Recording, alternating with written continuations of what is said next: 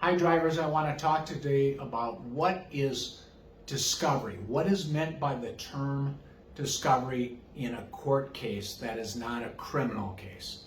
That's a whole nother kettle of fish, criminal cases, and I don't do that kind of work anymore. The lawyers at Truckers Justice Center don't do that kind of work anymore.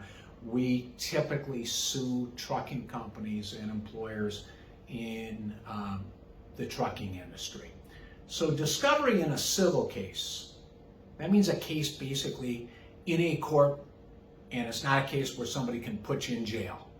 It's where you're seeking relief from somebody. Or discovery in an administrative case, which is a lot of what we do. We represent drivers before the Department of Labor, which has its own judges, and the Department of Labor has jurisdiction over trucking whistleblower cases where a driver gets fired or retaliated against, not paid, transferred, demoted because he makes safety-related complaints or refuses to break a DOT safety regulation. So discovery is essentially what it sounds like.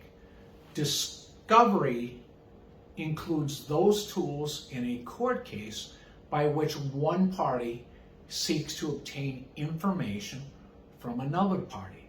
So one of the major things in a case for discovery is, one, interrogatories. Sounds like the word interrogate. And essentially, it means what it says. It's a form of interrogation, but written interrogation. Interrogation simply means asking questions. So discovery in a civil or an administrative case, such as a wrongful termination case, sexual harassment, things of that nature, includes interrogatories, which are written questions which the other side sends to opposing parties. One, typically we see state your name, age, address, and residence. Two, have you ever been a party to any legal proceeding or lawsuit, including but not limited to workers' compensation, divorce, bankruptcy, etc.? That's a form of discovery. It's an interrogatory. Two, a second tool for discovery in a civil or administrative case is a deposition. A deposition is where somebody sits as a witness in a chair, like what's to my right, and there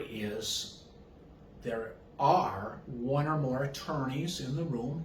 Typically, the person who's sitting in the chair, his or her attorney, and a lawyer from an opposing side or even the same side who would ask that person questions. That deposition testimony is under oath.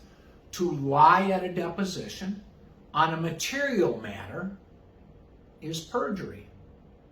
Interrogatories are, as we discussed previously, are written questions and answers are signed and notarized, which means under oath or set forth with a declaration of truthfulness under penalty of perjury. Interrogatories are also subject to perjury if you lie, subject to a perjury charge. So discovery tools, interrogatories, depositions. Next, requests for production. Request for production of documents and things. So when you have a lawsuit, such as we mostly represent drivers and we're suing trucking companies and we're claiming damages, request for production of documents can include a request for past tax returns, a request for past paychecks.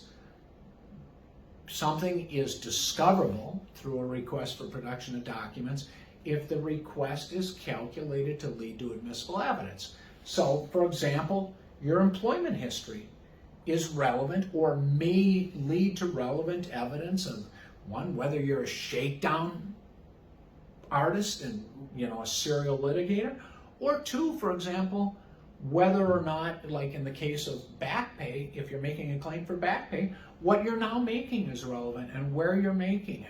So that is another form of discovery. I mean, I could go into each of these forms of discovery, but I'm just giving you an overview. So far we've gone through interrogatories, depositions, and we've gone for a request for production. There can be another category, which isn't used very often, would be for a request for inspection of property or places. So, for example, in a case a number of years ago against UPS, I had a request to inspect and observe a driver's vehicle inspection, demonstrate it.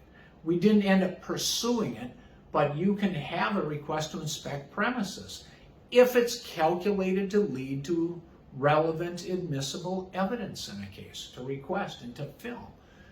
So that's another discovery tool, not very often used. Finally, the discovery tool I'm going to address are requests for admissions.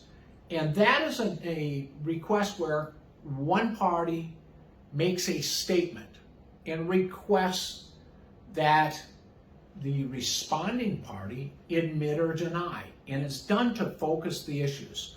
For example, we might use a request for admissions, admit or deny that respondents, the trucking company, operate commercial vehicles in interstate commerce over the highways transporting property in interstate commerce.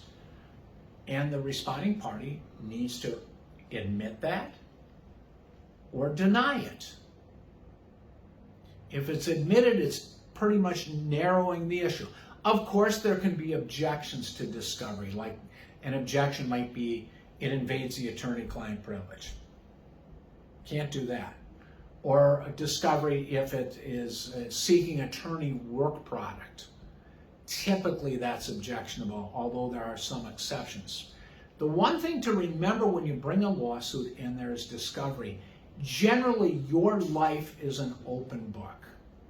So for example, in most cases, we make claims where a driver has been fired, say, for refusing to drive with bald tires in an audible air leak, or fired for calling DOT on the company, or fired for refusing to falsify his logbook, or fired for writing up certain defects, reporting violations of commercial vehicle safety regulations on his DVIRs. We make claims for mental pain and emotional distress. Almost always, because we know that a firing is painful. Now, if you're fired after working at a company for 1 week and you're out of work 1 week, then the mental pain claim isn't as great as if you worked for a company for 25 years and they fired you and you're out of work for 2 years before you can find something substantially equivalent. But in any event, if you make a claim in a case for mental pain and emotional distress, your life becomes an open book. And an employer's attorney is entitled in a case to explore other things that have caused you stress.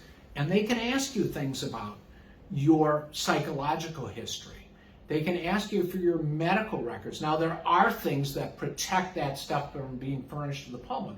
But when you make a claim for emotional pain and mental distress, your divorce history, your girlfriend history, your boyfriend history, financial history does generally become an open book, because the company can say, it's not this firing of Mr. Jones that causes mental pain and emotional distress. It's because, mommy set him on the potty seat backwards when he was a baby trying to toilet train him. I'm being a little sarcastic and a little facetious, but it's something to expect in a court case. Any court case that we or other lawyers would bring for you, particularly in the employment sphere, that a lot of things are discoverable. Past lawsuit history, even criminal history down to speeding tickets, etc. Usually those aren't an issue, but the court rules allow generally for very, very broad discovery, so long as there's something calculated in those discovery requests that would lead to admissible evidence. There are spousal privileges, which doesn't apply between you and your girlfriend. It requires a marriage, okay? And two, there's attorney-client privilege. But generally, discovery in the case is fair game. So, be prepared. We're happy if you consult with us about a potential case, but be prepared to work in a case. In any case we bring, the driver needs to be personally involved and invested in his own case. And part of that is working with us on discovery.